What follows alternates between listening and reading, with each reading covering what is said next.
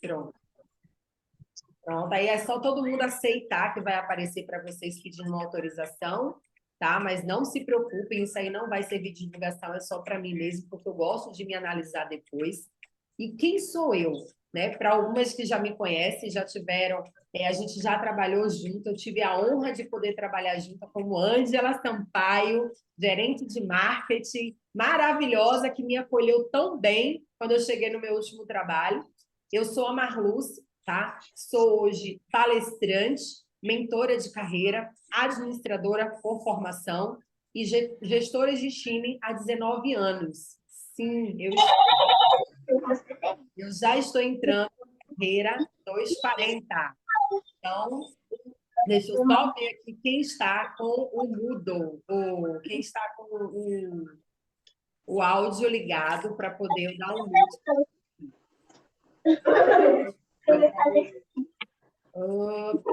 Aqui, aqui, pronto.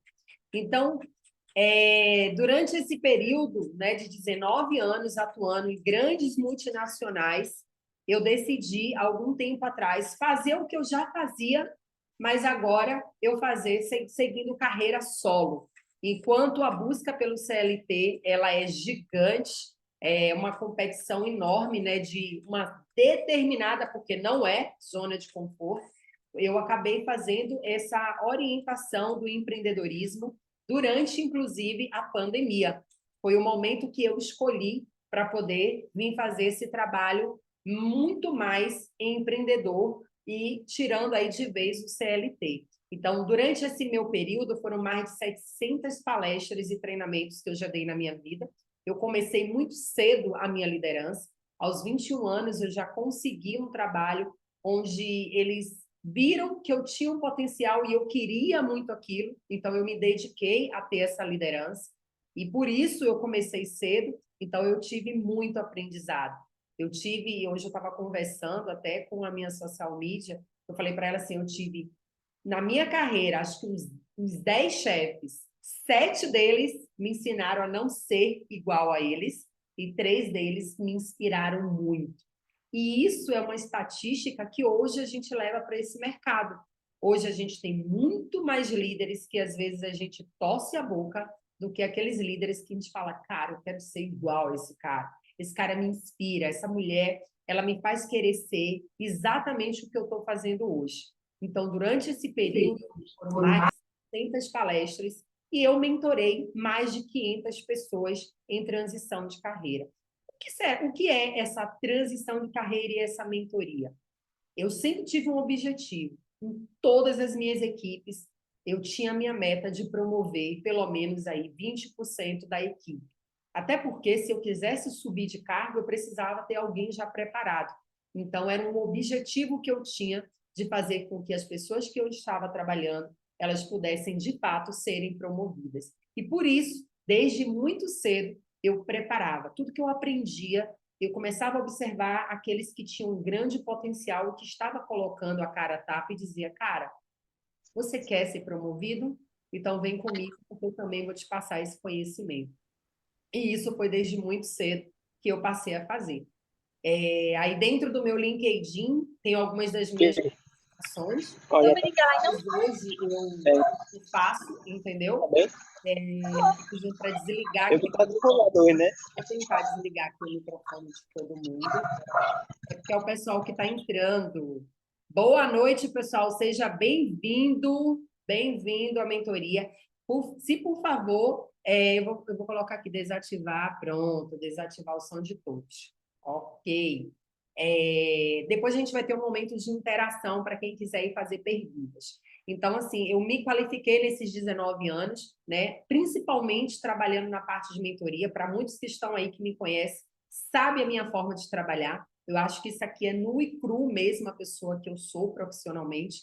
Eu compartilho todo o conhecimento, porque eu acredito no resultado em equipe. Por que escolhi estar falando de liderança? É exatamente, talvez lá atrás eu tive essa frustração de não conseguir ter os chefes que eu queria, de achar que eu precisava só daquele empurrão e não ter, e eu tive que ter muita persistência no que eu queria. Porque se eu fosse somente depender de fatores externos, eu não vou conseguir, isso aqui é difícil, eu não tenho dinheiro, eu não tenho tempo, é uma rotina muito louca para mim, eu não ia fazer nada.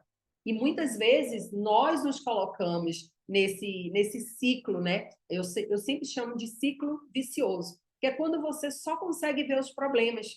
E quando a gente de fato vê problemas, a gente não consegue achar a solução, porque ela fica bem escondidinha atrás de todos os problemas. E isso quer dizer que vocês vão ter que tirar cada problema da frente para que você possa realmente encontrar essa solução. E para isso, eu sempre falo, alguém colocou, eu não estou ouvindo. Ainda não está ouvindo? É a Ana, eu não sei se é a Ana, eu não estou, a Ana Nili. Entra e sai de novo. Tá todo mundo me ouvindo, né? Dá um joinha assim. Pronto. Você faz o seguinte, Analine, entra e sai de novo, que pode ser a sua configuração. Pode entrar e sair de novo no mesmo link. Então, assim, com essa persistência que eu tive, que é muito diferente de insistência, porque quando você insiste em algo, você tem que buscar métodos diferentes. Tem gente que fala, mas eu sou muito insistente. Eu faço muitas entrevistas e dentro de mentoria, quando eu pergunto assim, o que você acha que você tem de mais forte em você? Aí, geralmente, a pessoa fala, eu sou insistente, eu sou determinada, quando eu quero, eu insisto. E aí eu pergunto, mas o que significa insistência para você? Porque a diferença de insistência para persistência é que quando você está insistindo em algo, você muitas vezes não está mudando o que deu errado. Você não está fazendo uma análise.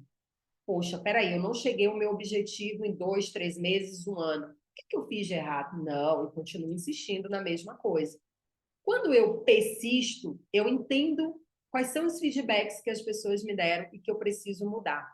E que eu preciso entender que aquilo ali talvez está interrompendo um pouco da minha evolução. Então, eu acredito muito que de todos os chefes que eles puderam me apoiar, eles me ensinaram muito a ser persistente, porém, a sempre olhar o que eu podia melhorar, o que não estava dando certo, que é uma análise. Né? Buscar a zona de desconforto. Quando a gente fala buscar zona de desconforto, é incrível porque assim o seu cérebro ele é programado para ser confortável, né? Quem busca aí uma dieta, por que a gente luta para poder emagrecer ou para ganhar corpo ou para ganhar hipertrofia? Não importa qual seja o objetivo, mas é sempre uma luta.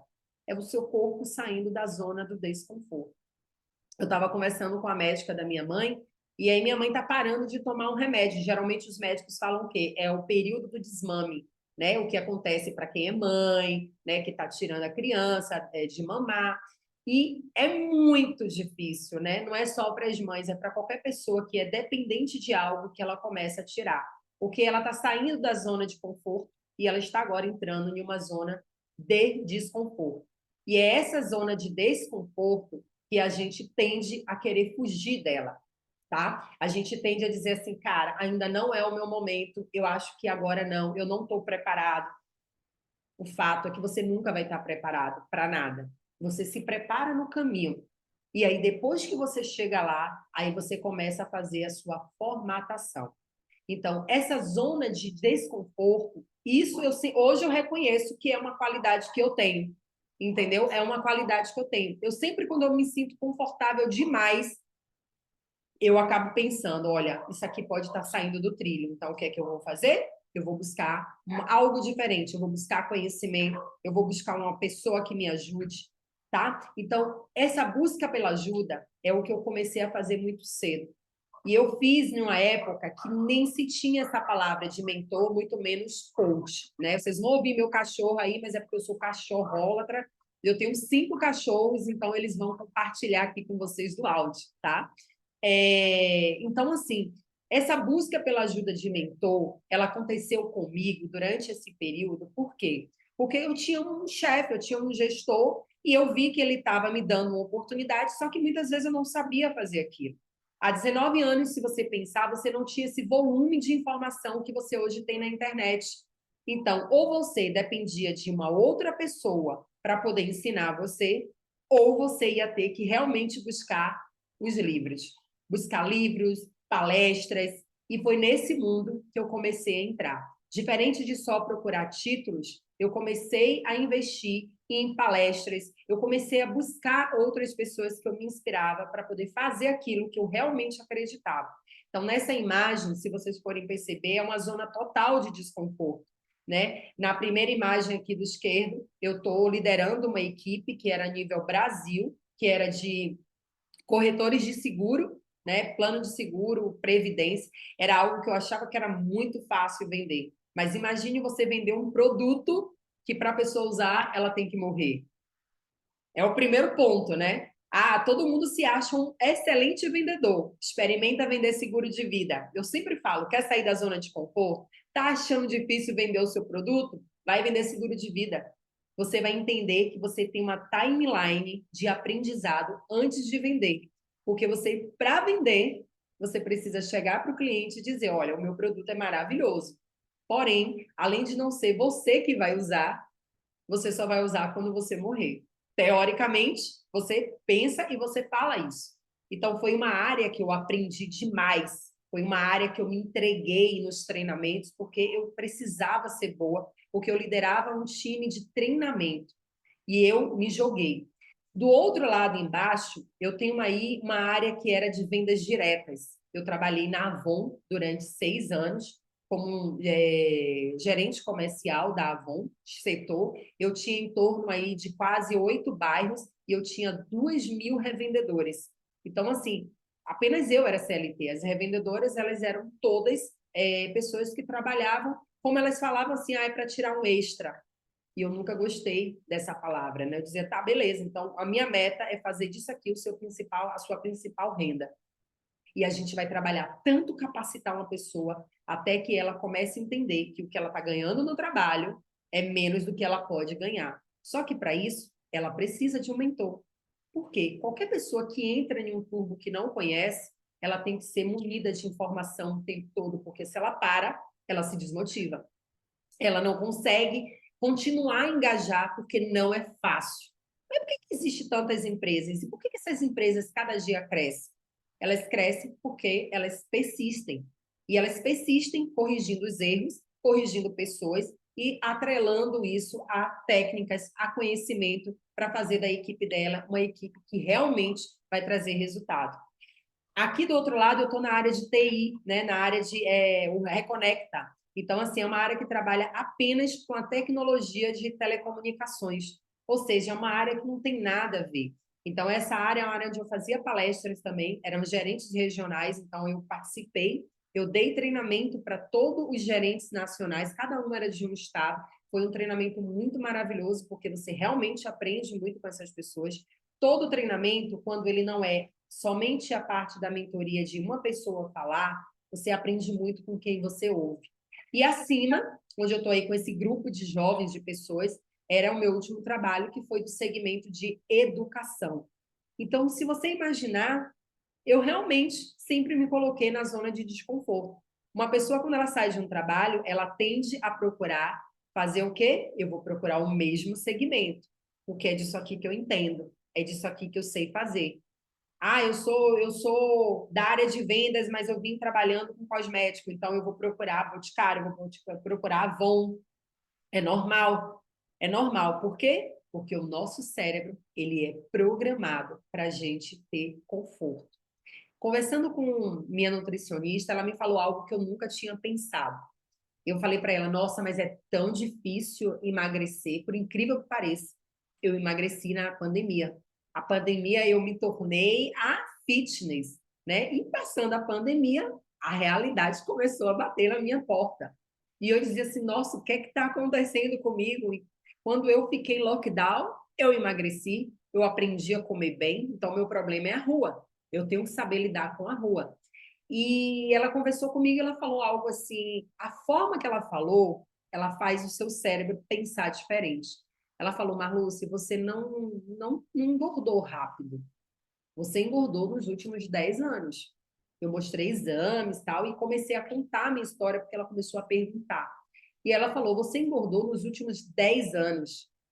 Então, pense o seguinte, é muito mais fácil uma pessoa emagrecer do que ela engordar. Porque quando uma pessoa percebe que ela está muito mais acima do peso do que antes, Já se passaram aí 5, 3, vários anos. E aí é o momento que a calça já não fecha mais, que a blusa já aperta demais, que ela fala, nossa, estou fora de forma. E é aí que ela vai buscar uma dieta, vai buscar fazer atividades físicas. E acredite, o que todo mundo às vezes leva 10 anos, 10 quilos para poder ganhar, ela perde exatamente em 1, 2, 3 meses, 4 meses. Eu parei, pensei e falei, é verdade, o cérebro engana a gente. Por exemplo, uma mulher, quando ela engravida, ela fica logo, ela ganha peso logo de primeira? A maioria não.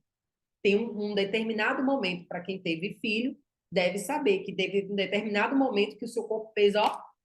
Mas quando você teve o neném, logicamente, né, você colocou o peso e tal, você emagreceu. E quem manteve a sua dieta perdeu o peso muito mais rápido. Então, o nosso cérebro, ele programa a gente para o conforto. E somos nós que temos que usar toda a nossa energia para se colocar no desconforto, seja em uma dieta, seja em procurar melhorar no trabalho, vida pessoal. Então, essas características foram umas que, depois que eu comecei a ter um mentor, eu falei, agora eu conheço quem eu sou. Agora eu sei quais são os meus pontos altos. E eu sou capaz de falar dos meus pontos altos, dando exatamente as minhas experiências. E foi a partir daí que eu comecei a buscar esse trabalho.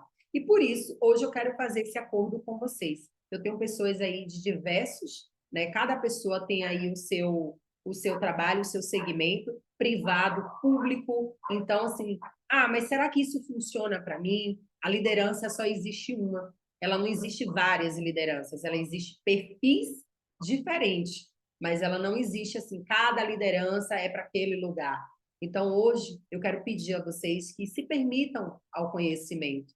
Não faça julgamentos, né? Quando a gente está aprendendo, a gente pode fazer análises, nunca julgamento, né? Porque o que pode ser ruim hoje, amanhã pode ser bom. Então, os julgamentos, ele atrapalha muito na sua evolução. Reflita um pouco na sua história. Cada um tem a sua história. Alguns vieram com uma história um pouco mais de pressão, tiveram que fazer 10 anos em 2. Teve outros que tiveram mais tempo e aí conseguiram fazer aos poucos. Não se compare. Às vezes a gente pensa, a história do outro ali foi muito fácil, ali conseguiu, e para mim não, para mim é tudo mais difícil. Não é. Normalmente o que a gente vê é a ponta do iceberg, porque o que está embaixo, cada um sente a sua dor. E quem sente a sua dor não fica falando de sua dor o tempo todo, só se abre em alguns momentos. E por último não, penúltimo, né, ser leve consigo mesmo. O que nós vamos falar aqui não quer dizer que você não faz ou que você tenha que fazer imediatamente. Então, seja muito leve com você. Se permita a conhecimento, mas a aplicabilidade coloque dentro do tempo. E coloque em prática, que é o mais importante. Colocar em prática. Se eu assimilo um conhecimento e eu não coloco ele em prática, eu nunca vou saber se aquele conhecimento ele valeu a pena ou não, certo? Então, fazendo o nosso acordo, eu venho aqui e faço essa pergunta para vocês, fazer essa análise para vocês mesmos. Por que eu escolhi a liderança? Por que eu quero ser líder? Por que eu quero estar à frente de uma equipe? Poder? Ego?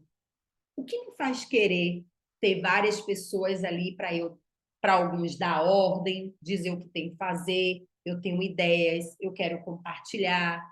Então, alguns que eu sempre converso, falo assim, eu não sei se é a falta de modéstia ou o excesso de modéstia, e falo, mas não fui eu que quis ser líder, não, né? Na verdade, assim, eu trabalhava, eu me saía tão bem que acabou que eu fui escolhido para ser líder, né? E assim, o que eu sempre falo é, quando você se torna líder, seja por alguém ter te dado essa oportunidade ou ter te colocado lá, é porque o seu comportamento, ele começou a ser mostrado.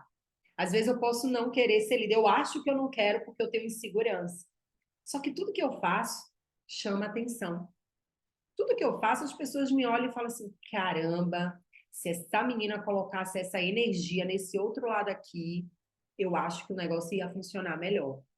E é isso que muitas pessoas, quando estão fazendo transição de carreira, elas às vezes não sabem. Porque tem empresa que os processos são abertos. Então, você consegue ir lá e fazer os processos. Em outras, você espera quem indica, você espera se há uma oportunidade, se eu fiz um concurso, e fez concurso, ok, meritocracia. Então, assim, quando você escolhe uma liderança, a primeira coisa é os seus resultados comportamentais, e não é resultados físicos. É a pessoa que mais vende. Eu aposto com vocês que muitas pessoas que vocês conheceram na vida, elas foram excelentes vendedores e quando se tornaram líderes, não deram certo. Por quê? Porque simplesmente essas pessoas não tinham resultados comportamentais. Elas não agiam como líder. Elas não faziam com que a equipe se tornasse um elo. Ela se tornou líder, mas ela esqueceu que ela precisava liderar outras pessoas. E quando a gente precisa liderar outras pessoas, a primeira coisa que a gente tem que fazer, e aí eu digo para vocês, para mim foi muito maravilhoso, porque quando eu fiz a minha primeira transição de líder, eu me preparei. E mesmo assim, na minha primeira oportunidade, eu errei horrores. Eu fiz muita coisa que hoje eu falo, gente, como é que eu fiz isso? Sabe? Mas aqueles erros, eles me ensinaram muito. Então, quando uma pessoa ela se coloca para a liderança, a primeira coisa que ela tem que pensar é, ela tem que dizer para si mesma, antes de liderar os outros, eu preciso liderar a mim mesmo. Eu preciso liderar as minhas emoções. Quantos de vocês na vida já não tiveram aquele chefe que teve um problema em casa e aí ele descontou tudo em vocês? E aí, logicamente, vocês em algum momento se tornaram líderes, diziam que não ia fazer isso, mas no primeiro momento repetiu isso. Eu não aprendi a ser líder. Eu tomei o cargo para mim, foi me dado ele, mas eu não aprendi a gerenciar as minhas emoções. Eu fiz um curso no Sebrae em 2020. E esse curso, para mim, ele foi muito bom, porque eu tive com vários outros líderes, pessoas já de alta performance, e tiveram alguns que abriram e falaram assim, caramba, eu não sabia que eu não sabia liderar as minhas emoções. E por isso, eu não liderava dos outros. Se alguém dissesse, estou doente, não vou trabalhar, nossa, aquela pessoa virava um alvo fácil para mim porque eu não entendia o que significava. Então, para mim, Marluce, que sempre vim de empresas grandes e empresas que são muito metódicas em relação à entrega de resultados, eu sempre fui meio que uma leoa para resultado. E quando faltava alguém no meu time, quando eu comecei a minha vida de liderança, gente, pelo amor de Deus, para mim um dia péssimo. Aquela pessoa não podia faltar. Aí hoje a gente olha a Copa do Mundo, né? Sem o Neymar, né? Como é que funcionou? Como é que foi a estratégia? Por quê? Porque o Tite, ele lidera as emoções dele. Ele não se deixa levar pelo público, ele não se deixa levar o tempo todo por quem alguém está falando. Ele coloca em prática o que ele acredita, ele conhece a equipe dele. E por ele conhecer a equipe dele, ele pode se dizer que ele não trata apenas uma pessoa como estrela, mas ele desenvolve outras pessoas. Então, o líder, ele faz exatamente isso, ele aprende a controlar as emoções dele. Ele sabe pedir ajuda no momento certo. Aquele momento que quando aperta, ele fala, opa, aqui eu preciso de ajuda. Aqui não dá. Sozinho não dá. E aí ele vem o quê? As dores. Todo mundo, não é só líder não, mas todas as pessoas, elas têm suas dores. E são dores que elas trazem para a vida. E quando essas dores começam lá desde a infância, e aí quando eu pergunto para essas pessoas, mas o que é liderança para você? E aí a gente começa, pelas dores, a estudar ela. Aí eu vou falar aqui para você apenas três, tá? Mas se vocês consultarem, geralmente, psicólogo, pedagogo, existe mais ou menos umas 10 dores que a gente traz da infância. Mas hoje eu quero falar especificamente de três dores, porque são elas que criam o profissional e o adulto que eles são. Essas dores emocionais, geralmente, a gente traz elas na infância. São dores que a gente imagina, né? Você é muito pequeno, você ainda não sabe, então, basicamente, seus pais são responsáveis por isso. A primeira dor que a gente fala é o medo do abandono. Uma criança, ela tem medo de ser abandonada. Quando você sai com a criança e você se perde, ou então, assim, ela está brincando, e aí ela para e olha e não vê a mãe, não vê o pai, ou não vê a responsável, começa a chorar. ela fica louca, né? Então, assim, para uns é um simples momento, mas para uma outra criança que teve um abandono, para ela dói muito mais. Por quê? Porque ser abandonado é como se a gente perdesse o elo com alguém. É como se a gente tivesse quebrado, cortado aquilo ali e você não sabe mais viver sem aquilo ali. Mais uma vez, o seu cérebro te programa para dizer: a vida acabou aqui. Só que o cérebro, ele é controlável. A gente pode controlar ele. O que acontece quando uma criança ela cresce com esse medo de abandono o tempo todo, ou porque os pais acabaram abandonando e ela passa uma vida inteira procurando esses pais porque ela precisa preencher uma lacuna na vida dela, ou porque ela nasce e aí ela vê pais separados e ela muitas vezes repete esse ciclo no, quando adulta, né? Ela percebe que em casa não teve um relacionamento e ela acaba reproduzindo isso na vida adulta. Mas na vida profissional, essa mesma criança que levou essa crença, essa dor, ela tem uma dificuldade de dizer não. E geralmente são aqueles profissionais que eles acumulam funções. A empresa percebe que ele vai sempre pegar essas funções, então ela faz o quê? Olha, faça isso, olha, faça aquilo, ó, mas você pode fazer mais um pouquinho, mas você pode fazer, porque aí eu vou te promover. E ela começa a te encher de trabalho. E você tem medo de dizer não. Por quê? Porque você tem medo de ser abandonado. Como é que a gente fala desse abandono na vida adulta profissional? Você simplesmente tem medo de perder o trabalho se você disser não. Você acha assim, ah, mas se eu não fizer, com certeza a minha cabeça vai ser cortada. Lógico. Hoje acontece muito isso no mercado. Mas por que que acontece?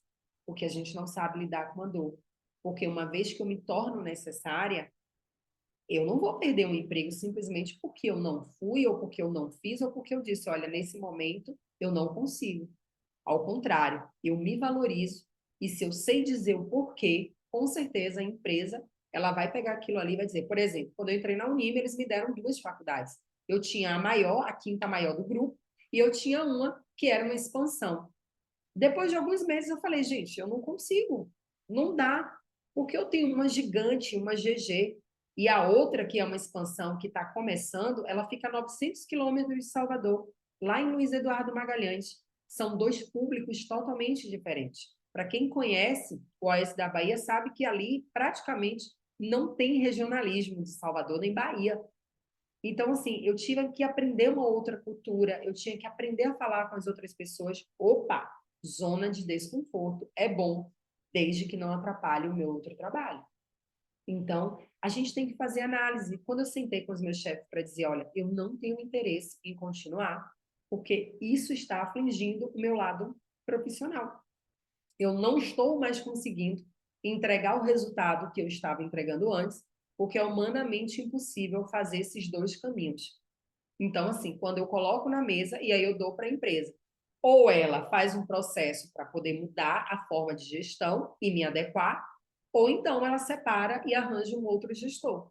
Então, essa dificuldade de dizer não, eu trago muito lá da infância pelo abandono. E é isso que cada um de vocês tem que entender. Por que que eu tenho medo de dizer não quando se trata de trabalho? Às vezes os líderes só sabem dizer não para os seus liderados, né? Não, não pode. Não, não vai fazer aquilo ali, não. Insegurança. Também é insegurança, quando não é bem planejado, certo? Então, esse é o primeiro que a gente fala. O segundo é a rejeição, né? A maioria das pessoas, elas têm medo da rejeição. Aliás, quem não tem, né? Não é bom ser rejeitado. Isso é horrível. Às vezes a gente faz isso com as pessoas, mas a gente não imagina como isso dói quando é feito com a gente. Mas uma criança que nasce com essa rejeição, e rejeição, gente, às vezes não é só dentro de casa, não. Às vezes você cria, né, os seus filhos de uma bola de super protegido, e quando ele vai para o mundo, o que é que acontece? Ele sofre rejeição dos coleguinhas, sofre rejeição de outras pessoas, entendeu? E aí você não pode lidar com isso. Porque uma coisa é você lidar dentro de casa, outra coisa é você lidar com o mundo. Gente, meu WhatsApp não tá. Então, assim, quando esse adulto cresce profissionalmente, o que que ele faz quando ele se torna um líder? Ele busca liderados bajuladores. Ele quer sempre aquelas pessoas que vai fazer o que eles querem, do jeito que eles querem. Que se questionar, tá fora. E eu já conhecia assim. Eu tive uma chefe que era assim. Eu entregava o meu resultado, eu fazia o que eu tinha que fazer, mas eu não bajulava ela. Mas eu não bajulava porque não era genuíno. Se eu sentisse vontade de dizer, você é maravilhosa, tome aqui o seu café, eu iria fazer como eu fazia isso com minha equipe. Eu sempre fiz. E com o meu diretor, que eu gostava muito, gosto muito, né? Tá vivo. Então, assim, era uma pessoa que eu fazia sem bajular. E por que que eu não fazia com ela? Porque não era genuíno na parte dela. Eu sentia que ela gostava disso, mas não era a minha relação com ela. Mas esse líder, quando ele tem muita rejeição, porque geralmente ele não faz o trabalho dele, ele delarga ao invés de delegar, ele coloca toda a culpa para cima dos seus liderados, então ele começa a buscar pessoas que são bajuladores. E essas pessoas têm que ter muito cuidado, porque na mesma hora que ele coloca o tapete, uma hora vai puxar que a pessoa seja mal, não, mas que ninguém aguenta isso a vida inteira. Você não aguenta a vida inteira viver sobre a sombra de outra pessoa, porque cada um quer ter a sua história, cada um quer ter o seu legado, certo? E na terceira dor, nós falamos muito do medo do desconhecido.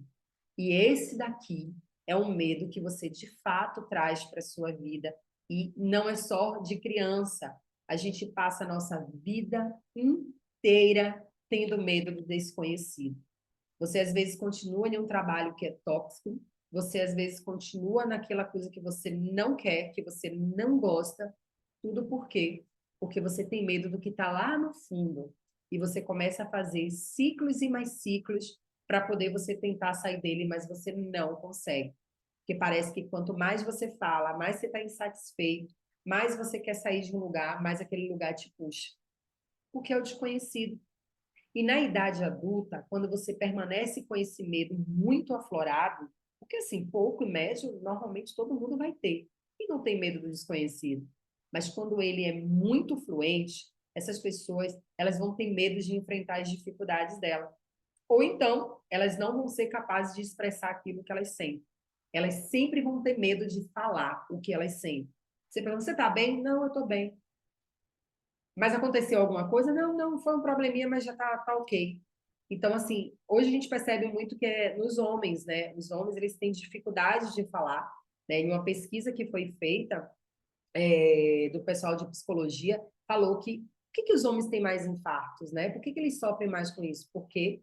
Porque eles têm um problema muito grande em falar da dor deles. Então, isso começa desde lá da infância. O medo é normal. Só que a gente tem que ir tratando esse medo à medida que nós vamos ganhando mais idade, ganhando mais experiência, para que a gente possa conseguir lidar com ele e aí a gente não ficar presa a esse redemoinho que a gente não sabe nunca o que está lá esperando a gente. Então, quando esse medo do desconhecido também, são pessoas que são incentivadas a reprimir as suas emoções. Sabe aquela mãe que reclama com você e fala assim: não chora, não chora, porque se você chorar, a criança está reprimindo, né? A criança está reprimindo, então ela não vai chorar, mas ela vai crescer, né? Para os homens, geralmente os pais falam: homem não chora, homem não chora, homem não faz isso. E toda criança, ela cresce com isso. Ela cresce aprendendo a ser assim. Eu vi outro dia em uma postagem que eu gosto muito dessa área, apesar de nunca querer ter sido, que eu gosto de falar. A psicóloga falou o seguinte: as mães adoecem os filhos para as mulheres terem que cuidar deles. E aí os homens crescem e eles não sabem ser homens, eles acabam se tornando filhos novamente. Por quê? Porque esse medo do desconhecido e essa reprimir as emoções dele não criou um homem muito forte, né? Lógico que não são todos, mas quando a gente começa a conviver, a dependência que o homem tem para da mulher quando são casados para algumas coisas, vocês percebem isso, sabe? Qual que é a diferença? A mulher, por ser um sexo frágil, que nós somos, em algumas coisas nós somos, apesar de fazer tudo igual dos homens, mas a gente começa a ter o quê? Que cuidar ainda das dores do outro. E quando a gente tem as nossas dores? Quem é que cuida? O médico, né? Que a gente tem que ir para o médico. Porque eles não sabem, não é que eles não querem, mas eles não sabem lidar com isso. Então, eles se tornam adultos frios ou incapazes de demonstrar qualquer sinal de fraqueza. E aí tem medo da humilhação também. Ah, se eu fizer isso, vai achar que eu sou fraco. É o contrário. Se eles fizerem algo que é bom, eles vão achar que isso é uma humilhação. A mesma coisa. Quando eu trago isso para a vida profissional, você começa a conhecer o líder e você começa a entender o que será que está por trás da história deles. Alguns de vocês façam um teste. Tente um dia sentar com o líder de vocês, né? E conversar. Porque você vai começar a fazer essa análise depois com vocês. O que será que eu trago da minha vida que foi uma frustração? Ou que foi algo que eu não queria e que hoje eu estou fazendo? Coloca, né? Vamos fazer esse exercício. Eu, depois disso, eu vou mandar um exercício para vocês no grupo, que é para vocês refletirem sobre vocês. E aí, a gente começa a entender que as pessoas que têm muito medo do desconhecido e que não enfrentam, elas não desenvolvem a inteligência emocional delas. Por quê? Porque elas não querem lidar com o que vem ali na frente. Como elas não sabem, elas não querem lidar com isso. Então, uma criança que tem todas essas dores e ela vai crescendo, aí a gente pergunta, durante a sua vida, você precisa de um coach. Era o que o mundo dizia há uns 5 anos atrás. Coach, vamos fazer coach. E essa palavra, ela ficou muito usada. Ela ficou tão banal que as pessoas começaram a dar risada quando alguém dizia que era coach, quando alguém dizia que era isso. Ela começou a, sabe, as pessoas começaram a não respeitar mais essa palavra. Mas eu digo para vocês, de fato, as pessoas que estão procurando uma transição de carreira, elas não precisam de um coach. Para, às vezes, um problema da vida, elas não precisam de um coach, mas elas precisam de um mentor. Sabe por quê? Está aí escrito. O coach, ele lhe faz perguntas. O mentor, ele lhe dá a resposta. Então, por que ter um mentor? E eu não estou dizendo de mim, não. Às vezes você tem lá um chefe, que chefe você fala assim, cara, esse chefe é muito bom. Esse líder, ele consegue me ensinar, gruda nele. Quando você tiver que tomar uma decisão, leve a sua decisão em forma de projetos e pergunta: o que você faria? Você já passou por isso? Porque o mentor nada mais é do que uma pessoa que vai encurtar o seu caminho. E se ela encurta o seu caminho, ela tira da sua frente alguns desafios. O esperto é aquele que acha que vai fazer sozinho. O sábio é aquele que sabe ouvir e pula o que deu errado na vida das pessoas. Não fala, não, mas comigo vai dar certo. É aquela mesma história, como a gente tem mais mulher do que homem, né? Aquela mesma história. A gente sabe que um homem tem um problema ou que uma mulher tem um problema, aí a gente se envolve com a pessoa e fala, mas comigo vai ser diferente, né? Eu vou dar um jeito. Então, assim, a gente acaba não escutando. Porque se você escuta, você consegue mudar. Não mudar tudo, porque a gente não muda as pessoas. O mentor, ele ensina exatamente isso. Você não muda ninguém, mas você muda o seu comportamento. E quando você muda o seu comportamento, você muda o outro. É mais ou menos assim. O outro até tem uma arma, mas a munição, quem dá a ele sou eu. E se eu não der munição, ele não vai atirar. Ele pode até tentar, mas ele não vai atirar. Só que para isso, eu tenho que ter uma inteligência emocional muito grande. Porque a maioria das pessoas hoje, quando elas pegam uma arma no sentido literal de dizer assim, ó, eu digo as coisas para você, você vem preparada para me dizer de volta. E aí, a briga que poderia ser uma pequena hostilidade ou um desafio de conflitos, ela se torna uma guerra, principalmente no ambiente de trabalho. Então, o mentor, ele faz exatamente isso. Ele conduz você. Ele pergunta, mas o que você ganharia com isso? Se você respondesse fulano dessa tal forma, só porque ele é seu liderado, isso vai trazer para você mais respeito? A tua equipe vai se sentir mais respeitada só porque você foi aquele que foi lá e disse o que tinha que ser dito?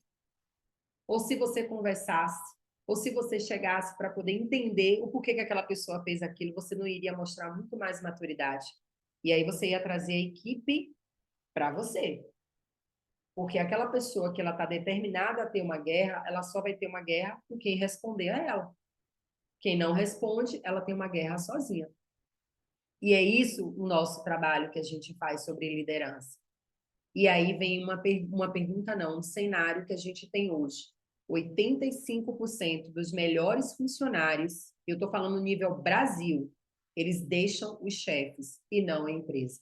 Isso está lá no Globo.com, que vocês podem pesquisar. Foi de 2019 essa reportagem.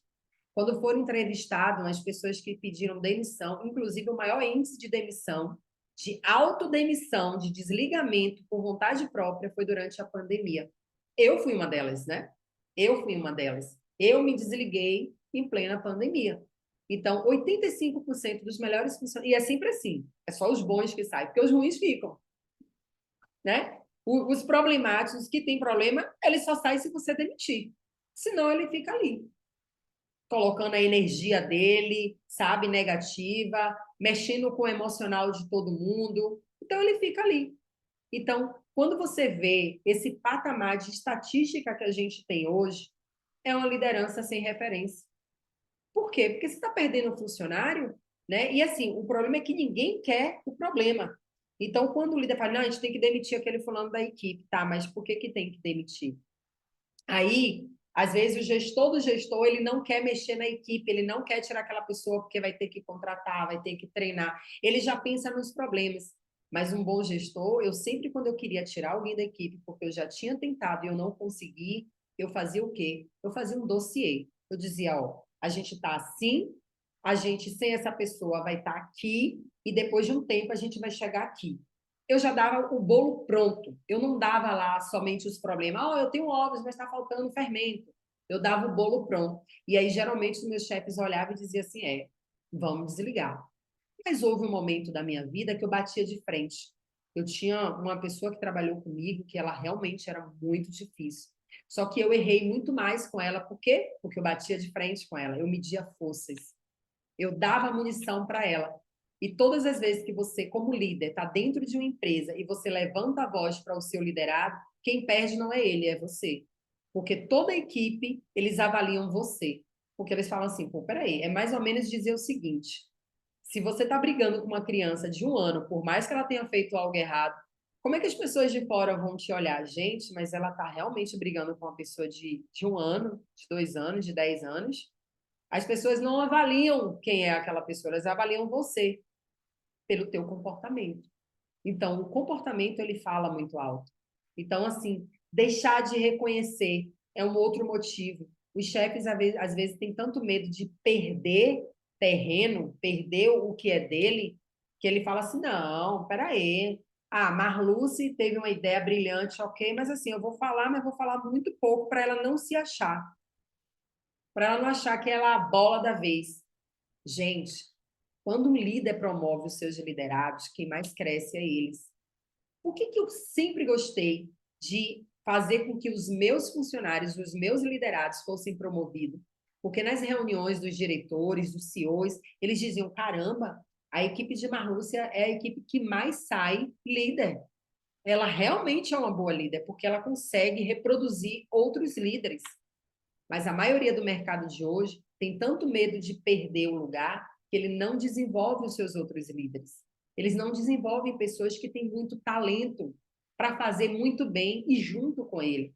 Então, ele acaba escondendo essas pessoas. Às vezes, não é por maldade, é por medo e por falta de conhecimento mesmo. Como eles não têm conhecimento, eles acabam fazendo isso. Então, esse processo seletivo, esse mercado de liderança é um mercado que ele é muito cruel. Porque uma vez que você entra, parece que está todo mundo em uma competição de não querer perder o trabalho. E aí esquecem de fazer o papel de liderança e faz outros papéis que não tem nada a ver com o seu ciclo de atividade. Um líder que não confia, aí eu não vou delegar, e se eu delegar eu vou ficar toda hora, mas não sei não, fulano, etc e tal.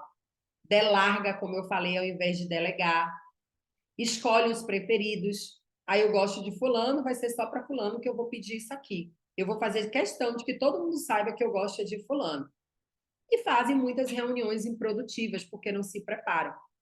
E meu irmão, ele é servidor público e ele fala assim para mim, é incrível isso, Marlúcia, porque você vai lá na Assembleia Legislativa e você percebe que quem não é efetivo é muito melhor do que quem é efetivo. Porque a pessoa que entra, ela faz o concurso, ela mostrou as habilidades dela de responder as perguntas, de fazer uma excelente prova, só que ela não tem competências. Muitas vezes ela nem passou por outras empresas. Ela tinha o objetivo dela, ela fez concurso, e depois que ela passou, ela fez o quê? Agora tá ok. E aí ele falou assim, e aí tem muita gente que começa a fazer, né, o processo e fica aí, geralmente, o período que, se não for concursado, né, aquele período que ele tem garantias por conta de políticas que ele vai continuar. Só que tem muita gente, né? Como as pessoas que são realmente concursadas, elas acabam o quê? Delargando tudo para quem não é. Porque sabe que quem não é vai ter medo de perder aquele lugar. Então, delarga e aí a pessoa acaba fazendo todo o trabalho daquela pessoa que estudou, que fez um concurso e que está efetivo e que está ali. Então, assim, tudo isso envolve uma liderança. Cadê? Aí foi a primeira coisa que eu perguntei para ele, mas cadê teu líder que não está vendo isso? Onde é que está a pessoa? E não é para tirar ninguém, é para ajustar. Às vezes o que você vai precisar é chamar essa pessoa, beleza, você não sabe não? Vamos aqui que eu vou te ensinar. Só que muitas vezes o líder também não sabe, né? Então ele não consegue passar o que ele não sabe. Só para dar um exemplo para vocês, eu fechei um contrato agora para fazer uma palestra e de uma grande empresa, né? Uma empresa que, inclusive, é reconhecida por atender indústrias. E quando eu fui conversar com os gestores, me chamou muita atenção, porque às vezes você está falando de um problema com uma pessoa, mas assim, tá, mas teu grupo está tendo esse problema. Mas assim, o que que você usa de ferramentas para poder amenizar esses problemas? E aí eu fiquei no mudo, né? Porque eu não tive a resposta. Mas assim, qual que é a percepção? Um líder que ele não treina a sua equipe, ele não vai poder cobrar o que ele não treina. E aí você realmente vai ter uma equipe que ela vai se afundar. E aí, com tudo isso, a pergunta: como ser então um grande líder? O que que eu tenho que fazer para poder eu ser um grande líder? Para mostrar minhas competências, para poder trabalhar, para dizer assim, olha, eu aqui sou um grande líder, né? Essa pergunta, afinal de contas, se eu estou falando todos os pós, tudo que a gente não falou, automaticamente, para quem está de fato aí ó, ligado, tudo que eu falei, você já sabe que é o contrário. É o contrário, né? Que se eu não estou fazendo, eu tenho que começar a fazer. E aí a gente vem e fala para aquela pessoa que ela está buscando uma transição ou que ela acabou de pegar uma liderança. Treine suas habilidades, crie métodos e autenticidade. Marlúcio, o que que é isso? Criar métodos? Gente, todo líder, ele tem que ter a singularidade dele. Ter a sua singularidade nada mais é do que você entender qual que é o processo, como você pode construir a sua liderança. Existe aquele líder que ele é um pouco mais energético, né? Que são perfis, por exemplo, quando eu estou fazendo mentoria, eu faço um estudo completo dele, eu aplico testes nele, eu trago para eles assim, aqui, ó, foi tudo que você respondeu, esse aqui é o seu relatório.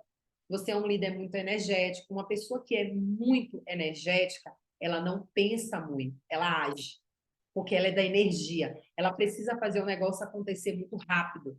Então, às vezes, ela é impulsiva, mas, por um outro lado, é uma pessoa que sempre vai trazer solução, porque ela nunca vê problema, ela sempre vê solução. Você dá um problema, ela arranja a solução. Quanto mais problemas você dá, mais solução ela arranja. Então, assim, esse é um líder do perfil energético. Como eu vou construir? Eu, por exemplo, é uma marca registrada minha, toda a minha equipe, todas as equipes que eu tive o prazer, a honra de trabalhar, as equipes elas tinham energia alta. Ah, Marlúcia, então todo mundo era energético? Não. Quando eu monto uma equipe, a primeira coisa que eu faço é um quebra-cabeça. Se eu já entrar na empresa e já tiver uma equipe, eu vou primeiro conhecer esses perfis. O que eu preciso entender é, do meu quebra-cabeça, quem que é a pessoa que vai potencializar a minha energia?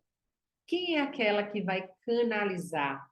E quem é aquela que vai dizer, opa, eu sou mais tímida, então precisa ser de outra forma? Eu vou estudando cada pessoa. Por quê? Para cada pessoa, eu vou delegar algumas funções. Porque eu não vou dar uma função burocrática para uma pessoa que é energética. Porque com certeza ela não vai saber lidar com aquilo. Quer matar um líder energético? Mande ele fazer relatórios de segunda a sexta-feira. Ele odeia fazer aquilo, porque o negócio dele é estar com pessoas. ele quer vibrar, ele quer ficar lá com todo mundo. Agora, se você pega um perfil que ele, ao invés de ser mais energético, ele é mais cauteloso, que a gente chama ele de cinza, é aquele cara que ele é metódico. As reuniões dele sempre vão ser apresentando planilhas, resultados. Mas quando ele conhece, ele entende um pouco mais sobre trabalhar perfilamento, ele fala assim, bom, as minhas reuniões, já que eu não sou energético, eu vou trazer uma pessoa energética para fazer uma reunião diferente. E aí ele começa a fazer o quê? Bom, o que eu não sou, eu trago do mercado para poder alguém ser.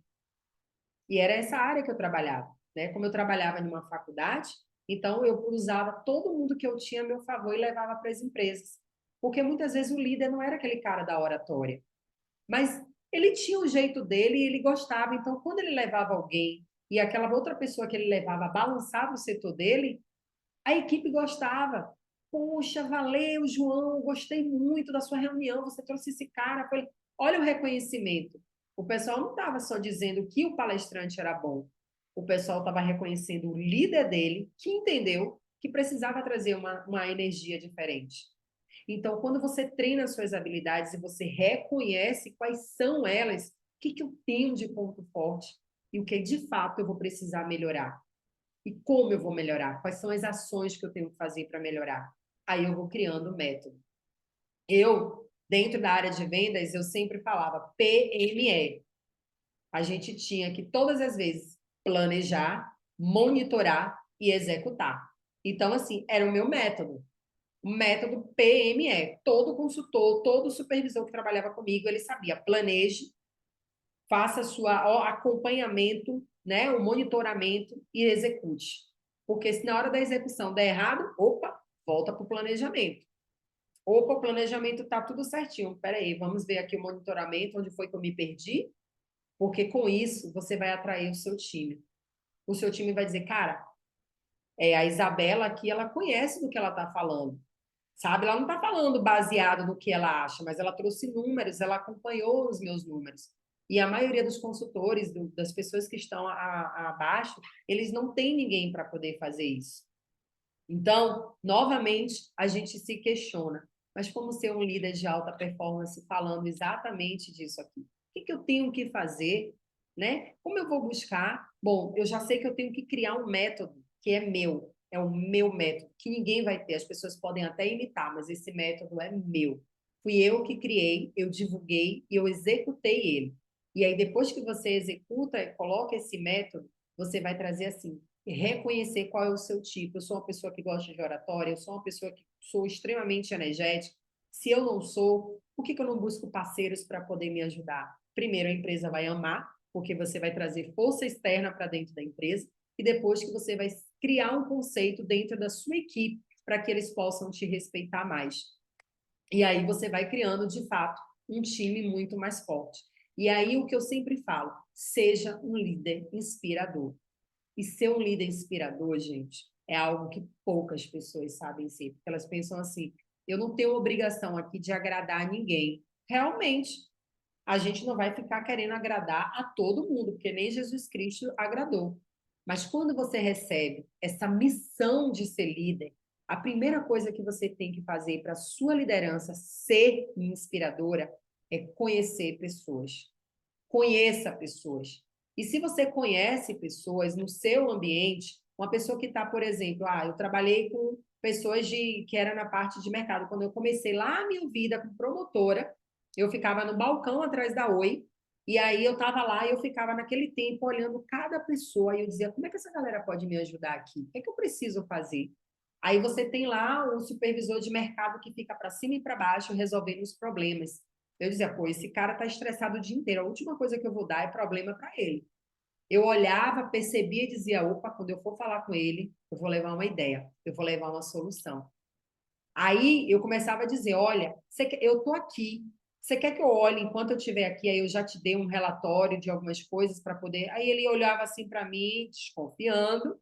Eu tinha o quê? 19 anos. E assim, ele falou, beleza, vamos fazer isso. Aí eu olhava as outras pessoas que estavam correndo de um lado para o outro e eu dizia, como é que eu posso ajudar essas pessoas? Eu tenho que conhecer. Eu não era contratada no mercado, mas eu estava dentro de um mercado que a gente considera um oceano, que tem várias pessoas fazendo vários tipos de atividade, e eu queria entender de que forma aquelas pessoas podiam me reconhecer. Eu tinha uma vontade enorme de ser supervisora, mas eu ainda não tinha idade nem experiência, mas eu tinha vontade. E para isso, eu precisava que as pessoas reconhecessem isso em mim. E o que foi que eu fiz? Eu fui conhecer cada pessoa. Eu fui conhecer qual era a dor do supervisor operacional. Eu fui conhecer qual era a dor do pessoal do caixa, do que eles mais reclamavam. Eu fui conhecer do pessoal que fazia a troca, do que eles reclamavam. E assim, cada dia eu me dispunha a ir falando com cada pessoa. E à medida que você vai conhecendo essas pessoas, você começa a montar a sua estratégia, porque tudo na vida é estratégia. E eu montava a minha. Então, assim, à medida que eu ia ajudando eles, eles iam me ajudando. Então, assim, era engraçado que quando eu saía, eu dizia assim, olha, eu vou sair aqui, mas se chegar um cliente, gente, eu perdi a conta de quantas vezes eles mesmos venderam para mim. Eles faziam a venda para mim. E eles não faziam para nenhuma outra. Mas por que eles faziam para mim? Porque eu me conectei a eles. Eu me conectei de forma genuína. Era como se eu chegasse e perguntasse: e aí, Ângela, como é que você tá? Você já fez isso e isso? Aliás, a minha relação com a Ângela, sim, né? Ela era de uma área que tratava uma faculdade inteira e ela ainda tinha que tratar a minha área. Então, assim, poxa, eu sabendo que ela estava sobrecarregada, eu vou sobrecarregar ainda mais? Não. Então, era como eu podia ajudar o setor dela para que ela pudesse me ajudar.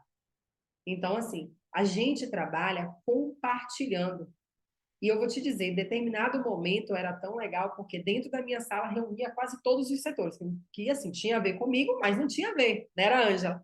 E às vezes assim, meu diretor dizia, nossa, essa sala é uma bagunça, eu entro aqui, aí tem gente da limpeza, tem gente do operacional que não deveria estar aqui, e era todo mundo, por quê? Porque todo mundo que entrava lá, eu dizia, mas quem é Zildete? Ah, não, eu trabalho. Eu não perguntei o que que você trabalha, eu perguntei quem você é. E aí a pessoa começava a contar dela, se ela tinha filho, o que que ela chegou até ali, se era o sonho dela, se ela teve uma perda. Dependente disso, eu queria conhecer as pessoas. Porque muitas vezes, quando você vai delegar algo para alguém e que aquela pessoa não sabe, não é porque ela não quis aprender, mas é porque ela nunca teve oportunidade. E aí você só precisa dizer o quê? Beleza, tá aqui a oportunidade. Vamos fazer? Então, quando você é um líder inspirador, as pessoas veem em você a solução do desenvolvimento de pessoas. Ah, mas fulano não quer, fulano... É assim que eu ouço, né? Ah, mas fulano é difícil. Será que só fulano é difícil? Será que não tem uma parte de responsabilidade da gente? Será que a gente nunca fez nada?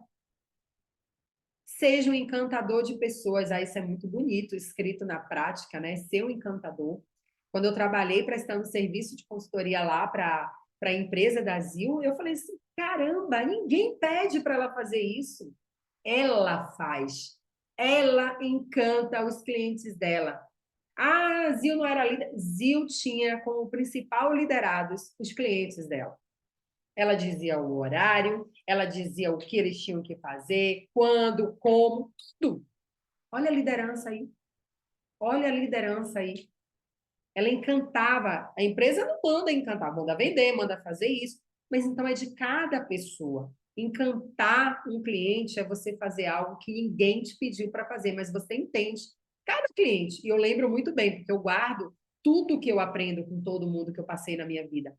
Eu lembro dela montando uma coisa diferente, porque aquela cliente gostava daquela forma.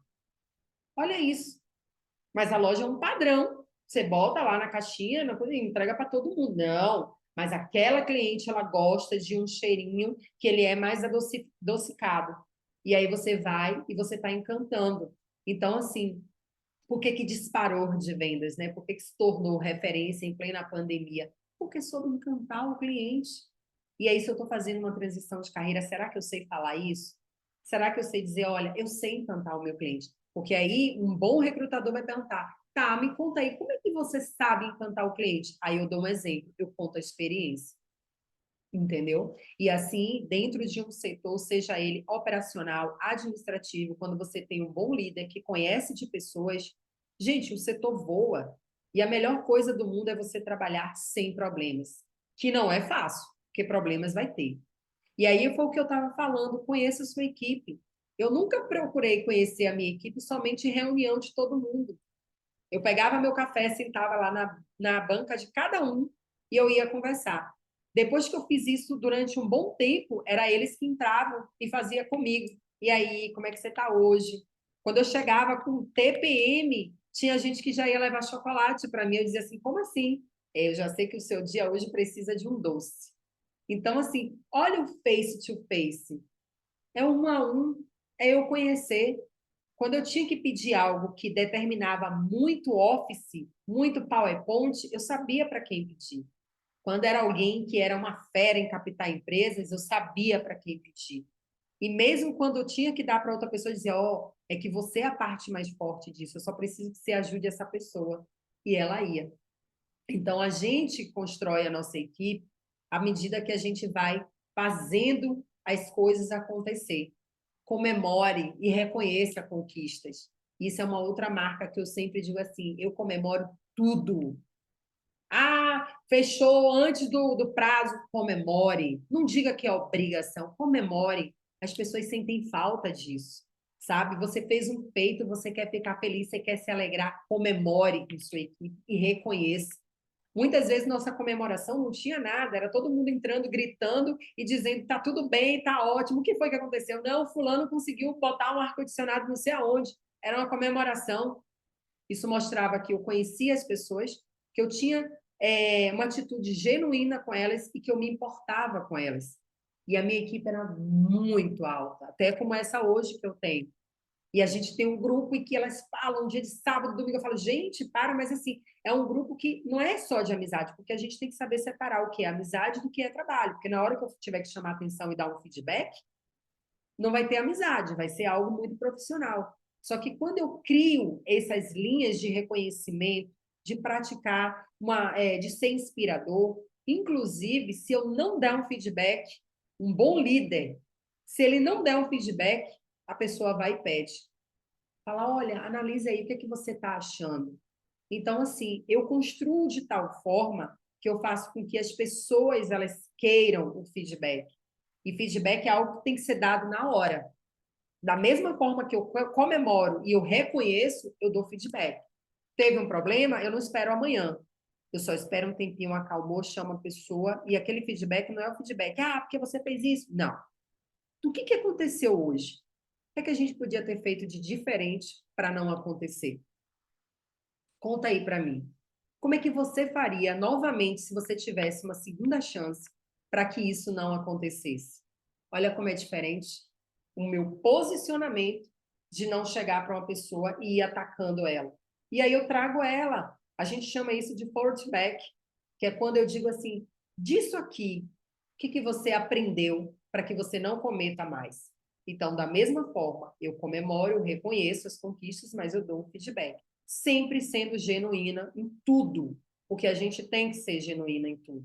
A gente não pode achar que a gente vai tratar pessoas e que ela não vai perceber quando isso não é real, né? Trabalha a criatividade do time, sabe? Eu tenho uma pessoa que, pô, trabalha, tem milhões de coisas para fazer porque é administrativo, mas está sempre com o pé na cabeça dizendo que está lotado, que está lotado. Será que o líder não está percebendo isso de uma forma que, bom, se eu trabalhar com ele, de repente, um planejamento de trabalho, isso vai melhorar? E aí vai acarretar menos? Ou então, se eu simplesmente der a real, olha, esse setor, por ser um setor público, de repente, ele não vai mudar tão cedo.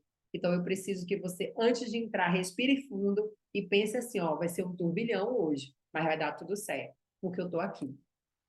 Às vezes é tudo que a gente precisa ouvir. A gente só precisa ouvir que tem alguém apoiando a gente.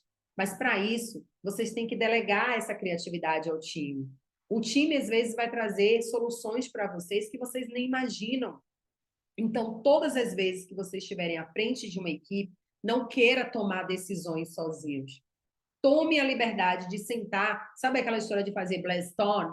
Geralmente, a Ângela deve saber muito disso, porque a galera de publicidade faz muito isso, né? Eu quero ter uma ideia. Como é que eu tenho essa ideia? Eu junto todo mundo e eu pergunto. E eu pergunto. E se eu pergunto, cada resposta pode não ser aquela resposta certa, mas ela vai contribuir para chegar até a solução.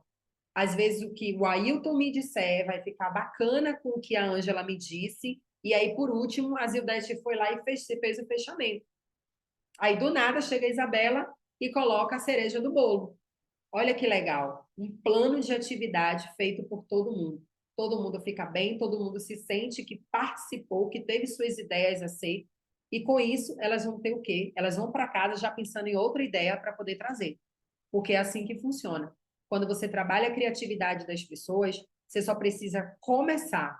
Quando você começa, elas levam essa atividade para casa e elas começam a fazer isso. E aí elas já voltam dizendo: olha, a gente tem isso aqui. E pessoas que têm ideias, elas são muito mais motivadas. Elas são muito mais engajadas, porque elas conseguem trazer as ideias. E no início, eu sempre falava para o time: olha, não quer dizer que eu vou aceitar, mas assim, a gente vai fazer meio que um tribunal, tá? Eu vou trazer aqui para você as negativas, e aí você vai me tentar convencer dessa sua ideia. E aí a gente começava a fazer: não, porque eu penso isso, tá, mas e o custo? Não, mas eu consigo um patrocínio. Opa, legal, patrocínio, gostei, né? Qual a empresa que vai querer gastar? Então, eu gostei do patrocínio. O que mais? E aí eu me empolgava junto quando a gente via, olha lá o plano de ação construído com a equipe. Tudo com a motivação deles, tudo com a energia deles. E era assim que a gente conseguia. A gente já está chegando no final, então eu estou concluindo basicamente do que o líder ele precisa para ter uma alta performance. Quando a gente olha tudo isso, a gente pensa é fácil, né? Dá para colocar tudo isso em prática. No primeiro desvio que uma pessoa der dentro do trabalho, a gente já está lá engatilhada de novo para poder atirar, né? Então, assim, tentem ser singular. Vocês não precisam imitar ninguém a forma de liderança. Vocês podem ter a sua forma de liderança, mas em toda a sua forma, pratique a escuta, que foi o que eu falei lá atrás. O face to face te dá um poder enorme, porque quando você pratica a escuta, você ouve muito. Quando eu dou treinamento de vendas, gente, eu falo assim, ó, quer saber como vender para o cliente? Faça o cliente falar e mantenha ele falando. O que o cliente mesmo fala, ele começa a dizer as necessidades dele, ele começa a dizer o que ele não gosta, do que ele gosta, do que não. Então, opa, isso aqui ó, eu já vou vencer nas objeções. Quando eu dou treinamento de venda, é sempre assim, sai todo mundo da sala já. E assim, ó, é engraçado porque todo mundo já começa a treinar o que a gente está falando no celular, com o cliente. A mesma coisa com o líder. Pratique, escuta. Se você no outro dia chegar e falar, hoje eu montei um plano aqui, que eu quero conhecer todo mundo antes de 2023. Se a equipe for pequena, né? Então, assim, eu vou sentar. As pessoas vão dizer, nossa, o que é que está acontecendo com ela, hein? Ela nunca quis saber da minha vida? Nunca me perguntou. Alguma coisa tem. Será que eu vou ser demitido? Que é assim que todo mundo vai agir, né? Vai logo achar que vai ser demitido. Transforme seu ambiente. Faça do seu ambiente um lugar tão bom que você acorde desejando ir trabalhar. E eu vou ser muito sincera, esse ambiente ele existe sim. As pessoas falam que não, mas por que será que a gente passa a maior parte do tempo no trabalho? Porque muitas vezes a gente tem um ambiente bom. Mas quando dá 6 horas eu quero ir embora. É normal, gente. Ninguém vai ficar a vida toda no trabalho, né? Mas assim, trabalhe de uma forma que sua equipe se sinta motivada.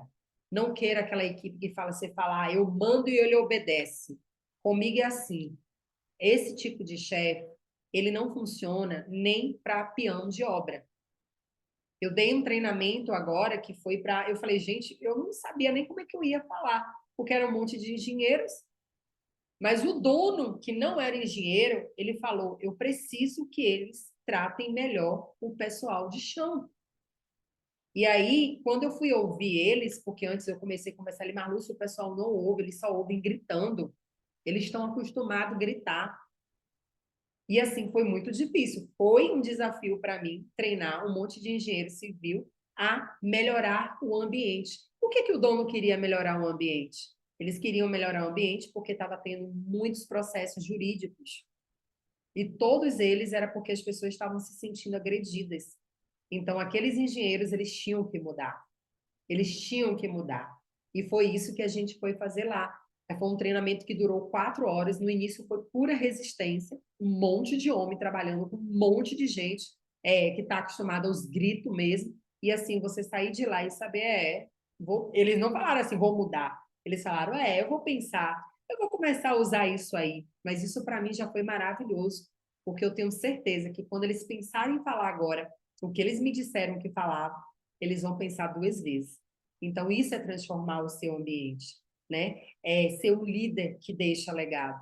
Então, se você hoje não é esse líder que deixa um legado, não é um líder que inspira, com certeza você vai. Quando a gente sai de um lugar para um outro e a gente não melhora, a gente tende a fazer um ciclo que ele é muito negativo. E quando a gente sai, as pessoas não te olham dizendo assim, ai, era tão bom trabalhar com fulano, ah, graças a Deus que fulano saiu. É horrível você sair de um lugar onde as pessoas pensem assim. Então, basicamente, esse daqui é o nosso trabalho, é o meu recado que eu tinha para dar para vocês, tá? Era de como a gente tem que aprender a liderar essas emoções. Há quem não acredite, há quem acha que liderança é você chegar, mandar mesmo e fazer de qualquer jeito.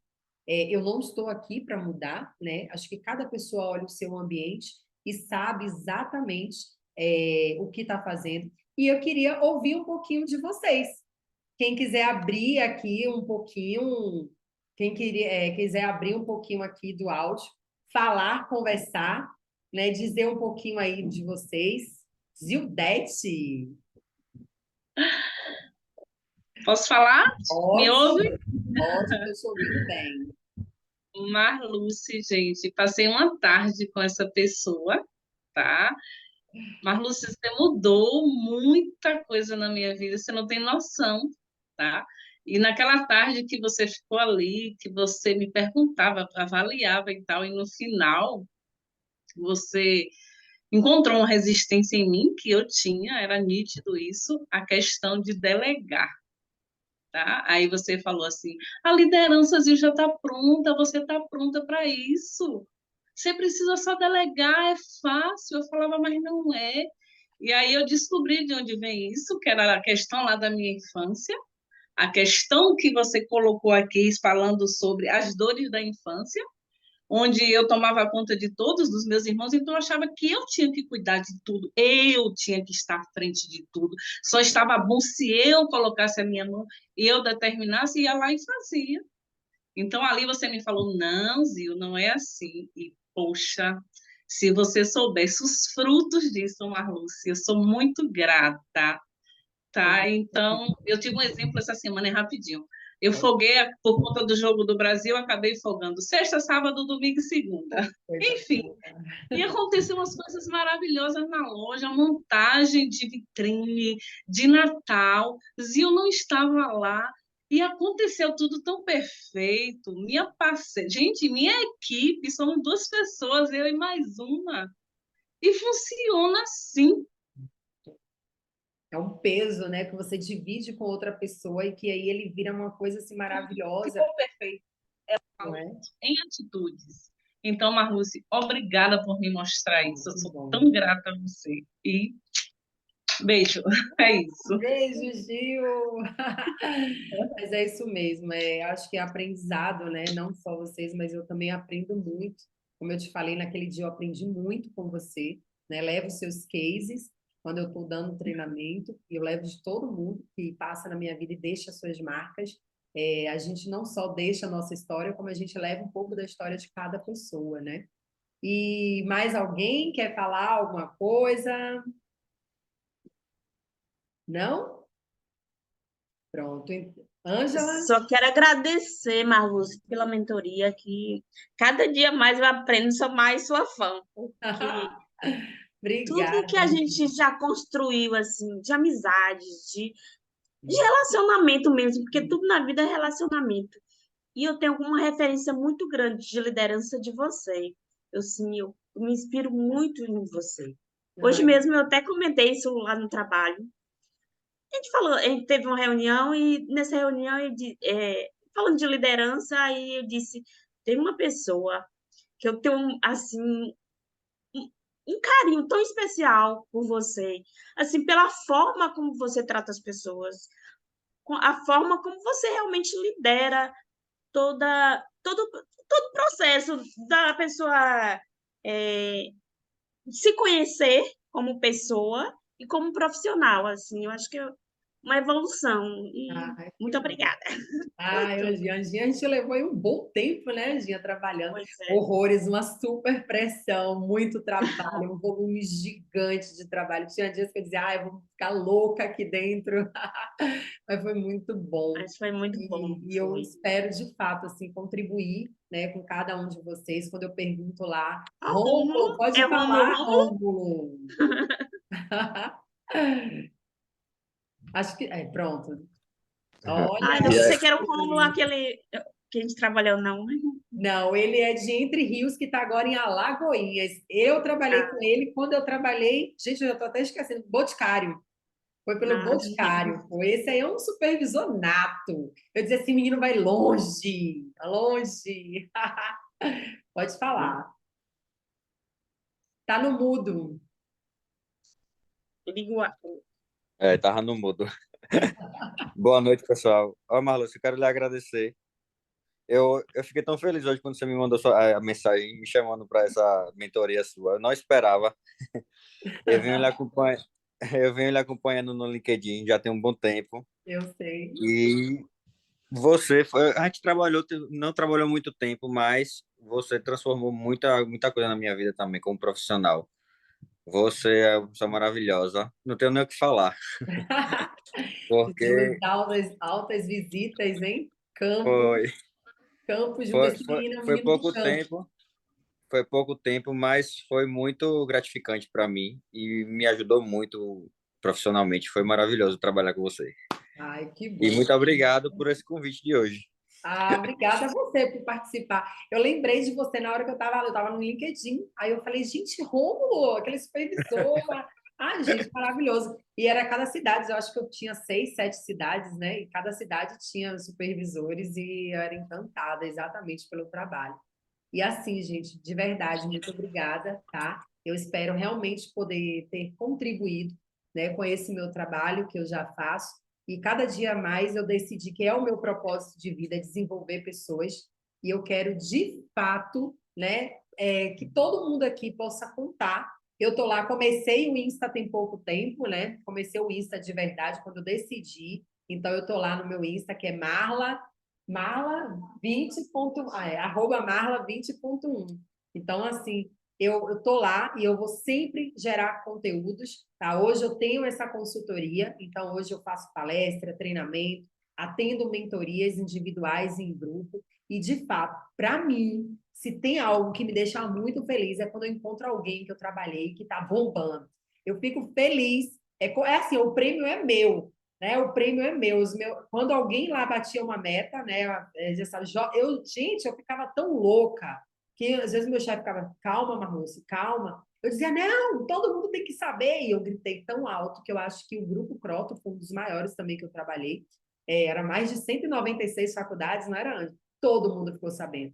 Teve um momento que todo mundo conhecia a minha equipe.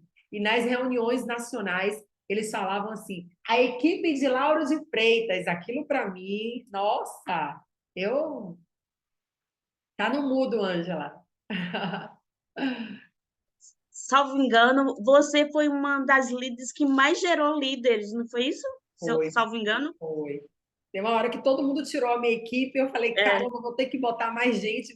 E é engraçado que todo mundo que trabalhou comigo, né, depois que eu decidi sair, essas pessoas saíram, estão em carreira solo também. Olha como é o exemplo, né? Eu saí para fazer carreira solo e eles saíram também para fazer carreira solo. Então, cada um abriu sua empresa, cada um tem gente fazendo a mesma coisa, e eu fico muito feliz com isso, muito, muito, muito. Então, assim, agradeço de verdade a vocês, tá? Por ter doado esse tempo aqui.